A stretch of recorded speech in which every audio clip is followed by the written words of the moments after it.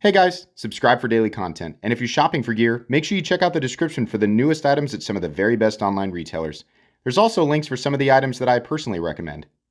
Thanks! What's going on YouTube? Metal Complex here, and today I've got a very interesting knife review / knife overview to share with you guys. This is the new Civivi Altus. I kept calling this the Atlas on a live stream, and I think on the unboxing. I'm sorry about that. That was my fault. Mispronunciation. This is the Altus. Very, very cool. As I'm sure you guys just saw there, this is a button lock. And as far as this channel is concerned, this is a budget knife.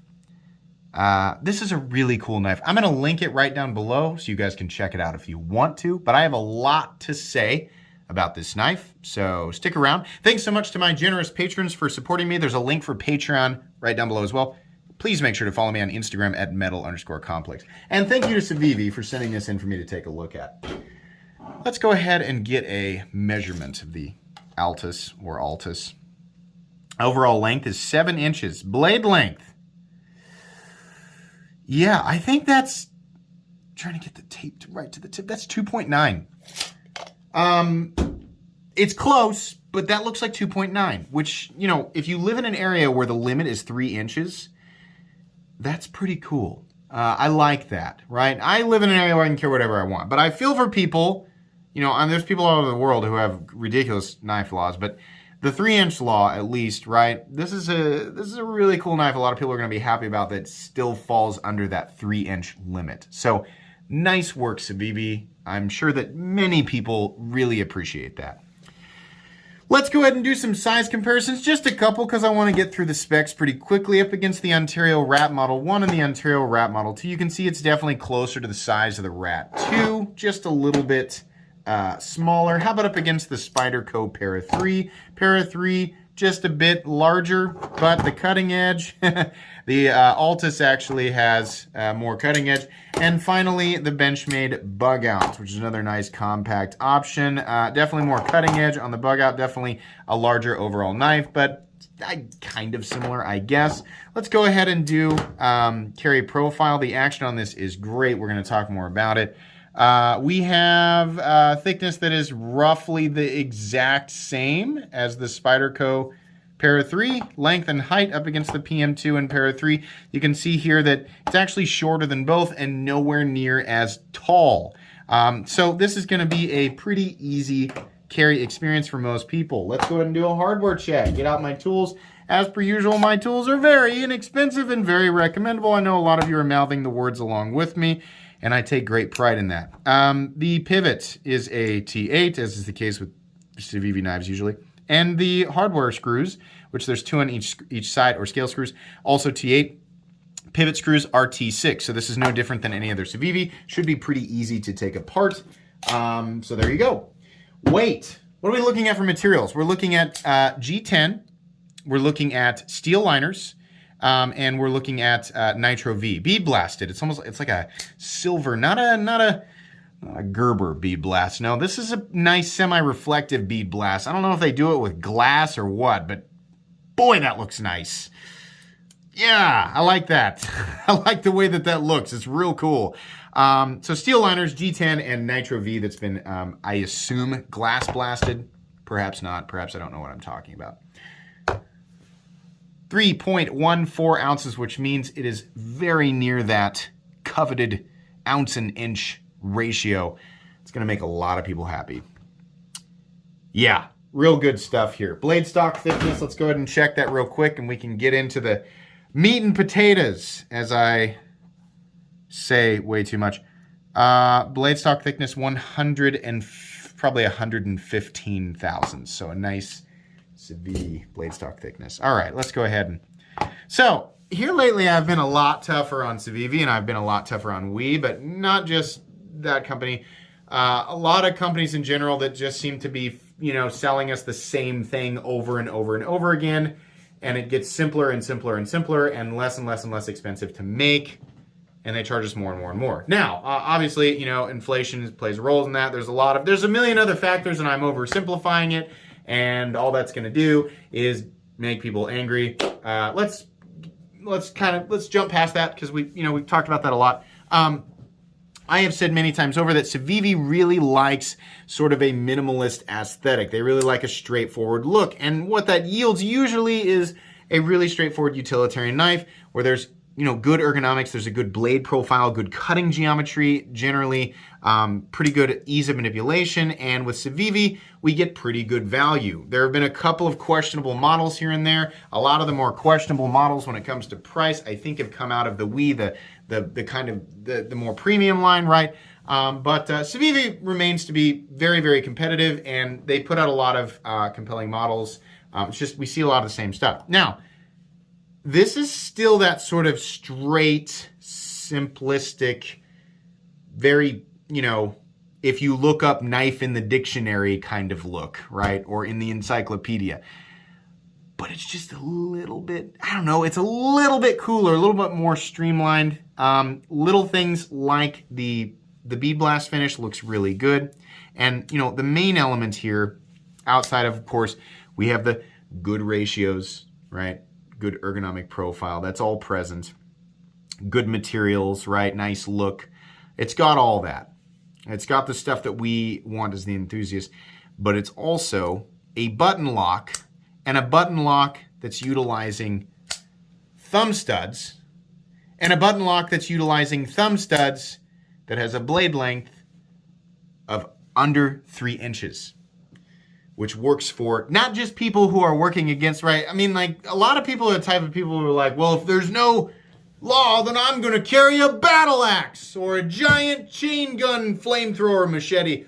Okay, sometimes, like, I just like to carry a smaller knife because it's more convenient. Like, I can carry around the Cold Steel Espada XL in Kansas too, but I don't do it because that's ridiculous, right? I'd still like to own one. It's a pretty cool knife, but would I want to carry it all the time? No, I want to carry something that's a little more convenient. I like to carry knives that are bigger sometimes if I'm feeling like carrying a larger knife, but a lot of times the stuff that I actually put in my pocket is a reasonably sized knife that has a blade length that will tackle essentially any, expected knife task that I might come across. They have 2 button lock models now, at least that I'm aware of. They have the Cogent, which is a larger model, right? So if you're like, I like all this, I just wish it was bigger. They make the Cogent, which is a flipper, and it's a larger model. I want to say that one's like 8 inches or something like that, and that's cool. But for people who either want a smaller button lock that's budget friendly, or people who are working with a silly law, this might be the answer for you. And there are a lot of good reasons to pick this up. Number one, people will say, button locks, that's just fidget factor. Fidget factor is nonsense.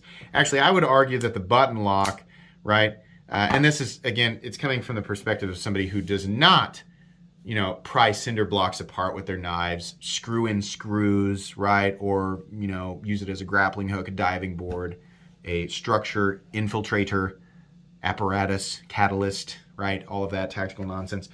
Somebody who just uses a knife as a knife and then uses other tools as those other appropriate tools in those other circumstances, right? Like if I need a grappling hook, I'll use a grappling hook. I don't. If I need a screwdriver, I'll use a screwdriver is the example I should have used. For people who view knives like that, this knife is capable of doing all of that stuff and doing it conveniently with complete and total one-hand manipulation. One-hand manipulation that does not require you to put your fingers back in the cutting path when you close it, which, anybody who's well-versed in the art of line lock or frame lock, yes, we are an elite class. Anybody who's, that's pretty much everybody who's watching, right? Pretty used to doing this, right? This, if you're like me, this is what it looks like. You deploy it, you use it, and then you put it away, right? Some people do this. They turn it, and just snap it shut, right? You do that. But when you do that, you have to get your finger in the way of the cutting path. And 1 in every 1,000 times you do that, even if you don't want to admit it, we cut ourselves. Because we're not really paying attention after, right? We're doing something and I got to make a cut, and you cut, and then you screw around. Dang it. You catch yourself right here, or you catch yourself inside maybe you have, for whatever reason, accidentally you ever done this, where you have your fingertips a little hanging over the edge there? I have. with the button lock, right? What looks initially like nonsense fidget factor that's just meant to appeal to today's enthusiast knife audience is actually a pretty safe and convenient way to close your knife. And you're still plenty secure. Even if you are left-handed, I would say, yeah, it's pretty easy to just do this with your index finger. Yeah, I think button locks are excellent. Is the lock as strong as a liner lock? I don't know. How much does that matter? Let's put it up against something that, you know, like, I don't know, I need maximum strength here, and it's come down to the Altus and the Rat 2. You need that's one of your concerns, is maximum lock strength. Okay, I have no idea. I would venture to guess that those plunge locks are roughly as dependable as a liner lock. Probably doesn't depend as much on geometry, right? So if you were to bang the spine into something, which you shouldn't be doing with your knife, or making some sort of, you know, a cut into dense, thick material, and you sort of have to twist or kind of wobble it back out, I would say the plunge lock is less likely to fail due to compromised geometry than a liner lock. That's all a bunch of fancy dialogue. I don't know how much that matters, as long as it's locking out and no amount of reasonable, normal, natural force under reasonable, normal, natural circumstances is going to disengage it, then, which is probably the case, right? What I'm saying is you'll be fine. I love that this is a thumb stud opener. I just like that. I actually prefer that a lot more than the Flipper Cogent. I think that's great. I think the blade profile is excellent. We have a flat that carries out 50% the length of the blade. There's a nice swedge up here. This is just a nice classic drop point blade with some functional jimping that extends to a reasonable spot on the spine, right? The thumb stud is slightly in the cutting path. You're going to lose about 1/8 of an inch if you're going to cut straight down, but you're pretty freaking close. I don't know how much I really want to complain, right? This is plenty good for breaking down cardboard boxes, opening packages, cutting some rope, twine, some zip ties, right? Well, you shouldn't be cutting zip ties with your knife. You can cut zip ties with a knife. You know, yeah, it's plenty good, right? And this is Nitro V, so it's like, oh, then I got to touch the edge up if I cut a zip tie. You can strap Nitro V back to life in most situations. Unless you have broken the teeth off of the edge, you're not going to have to really worry about reprofiling it unless you're really nasty, really hard on your bladed objects. Nice tip, so puncture tasks should be plenty good there. The edge looks great. No ugly smile, no wonkiness, no weird parts, right? It all looks very consistent, and it's a nice glassy. Oh God, it really is. Civivi has really gotten their edge down to. I mean, it's just so. This is effortless. Oh, I thought I was gonna keep going all the way, trying to get basically the whole length of the paper there. Yeah. That doesn't prove much other than just how readily these types of blades will pass through material due to, you know, the stock thickness, the blade geometry, and then the final cutting bevel. It's all done very well. These are going to cut super duper duper well. So yeah, nice how they blacked out the pivot, right? People who are, for whatever reason, offended by the Capsule Corp logo on the pivot, you don't have to. It's a little bit more camouflage. It doesn't really bother me, right? You can mount it for left-handed carry, so that's great. Oh no, where's the lanyard hole? Don't worry, all 7 of you. There's a lanyard bar right here, as is the case with most of you. So you can still attach a lanyard to it if you want. The only flaw on this entire knife, honestly, is just the fact that they still insist on the goose neck pocket clips. We don't need that much. I think Civivi needs to design a new clip that's pretty much just straight, even if it was a steel clip, just straight, right? Flat on the top, slightly contoured, and then a dip in material. And I wonder if I've got a good example of exactly what it is that I'm talking about here. Some of my favorite pocket clips look like that. You know. This is a much more expensive knife, but this clip is flat on top, and it almost does what I want at the bottom, except it comes up and over. What I need here is over and slightly up, so continuous ramp. It's better ergonomically, and it's very easy to slide over the seam of your pocket with one hand without having to do that thing where you hold the pocket and push it, right? It's the only thing that's going to slow down. That's a pretty minor complaint. Lockup. Completely and totally solid. Dead serious. No movement whatsoever. Disengagement, very easy.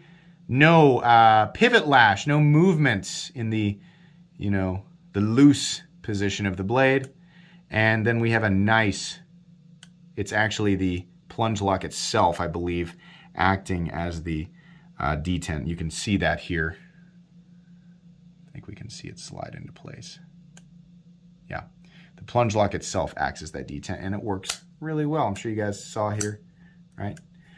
And by the way, the fidget factor is excellent. What do they want for this? They want $72, pretty similar to the Cogent, but it's smaller than the Cogent. That's smaller. We should have a smaller price tag. I don't agree with you. If you think that, okay, well then you can buy the Cogent, right? Perhaps they need to make a thumb stud version of the Cogent and a flipper version of this so that people can just get what they want for the price that they want, right? $72 does not offend me at all. I love the, what I assume is glass blasting on the blade. Fit and finish is excellent. I love the fact that it's got thumb studs, the fact that it is just shy of 3 inches, the fact that it's a button lock, the fact that the ratios are great, the build quality is excellent. I love everything about this knife except for the pocket clip. I pretty much have the exact same thoughts about this as I do the Cogent, which I named as the greatest budget knife of all time. On this channel, a budget knife is any knife that comes in under $75 US. It's close, it's up there, but given everything that we're getting here, right? I mean, a lot of Civivi stuff here lately has just been like a simple liner lock with, a satin finish, a belt satin finish or something, and they're like, yeah, it's $65. Nah. This though, I'm happy to pay a little bit more, and I think you guys, if you're looking for this type of thing, right? Whatever your reservations are when you buy knives, right? I mean, just remember, you clicked on this video. I think you know what I'm talking about here, right? You clicked on this. So, whatever your reservations are, you are perfectly within your rights to have your own opinions, buy what you like, buy what you feel is the right thing to buy for the right price, right? But if you clicked on this video, you're going to get my opinion. And my opinion is that this knife is excellent. It is, alongside the Cogent, the best budget knife in existence. I really mean that, right? If you want more from your knife, you can buy knives that cost more money. But if you're looking for the best budget knife, dollar for dollar out there, this and the Cogent, I think, are the best. So this is highly recommended. This is going to go in my most recommended knives playlist, and it's also going to go in my cheap knives I like playlist. Very, very nice offering from Civivi, and it's really nice to see stuff like this. I am tired of a lot of the stuff that they pump out on a regular basis, but this is cool. Thanks again to Civivi for sending this in. This is likely going to end up as a giveaway knife, so if you're not subscribed, make sure you subscribe because I do that kind of thing often. Please make sure to follow me on Instagram at metal_complex. If you enjoyed this video, leave a like. If you'd like to check out my other content, I do, of course, have lots of videos of knives that are either expensive or inexpensive that I do or don't like, so check those out. And if you enjoy all my content, go ahead and click on that Metal Complex logo right there and subscribe because there's definitely more coming. Thanks again for watching, everybody, and have a great day.